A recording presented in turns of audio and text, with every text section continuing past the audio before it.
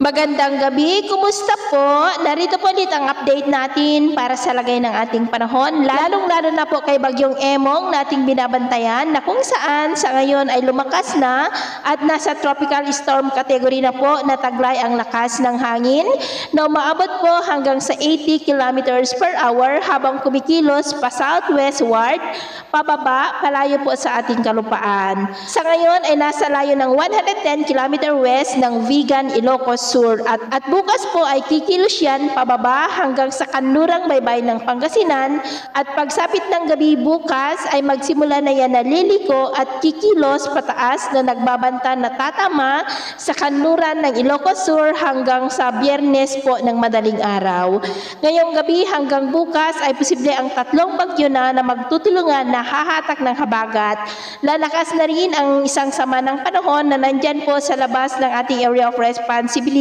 sa silangan. At sa unti-unti na paghina ng Bagyong Emong at Bagyong Dante sa susunod na mga araw ay magpapatuloy na magpalakas ang bagyo na nasa labas ng ating PAR sa habagat, kaya asahan natin na ang habagat ay magtatagal pa rin po hanggang next week. Sa ngayon po dahil kay Bagyong Emong ay nakataas ang Tropical Cyclone Wind Signal number 1 sa buong Ilocos Norte, Ilocos Sur, La Union, the northern and western portions po ng Pangasinan sa may Dasol, Burgos, Agno, Bani, Bolinao, City of Alaminos, Mabini, Anda, Labrador, Sual, Binmaley, Dagupan City, Lingayen, Bigalion, Infanta, Sison, Mangaldan, San Fabian, San Jacinto at Pozorubio, maging po sa buong Apayao, Abra at Benguet. At sa susunod na mga oras,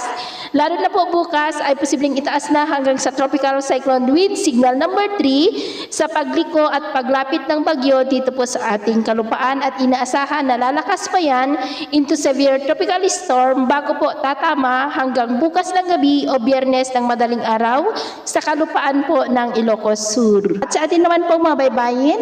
dahil sa habagat ay iwasan na muna natin ang papalaot sa kanlurang baybay ng Central Luzon,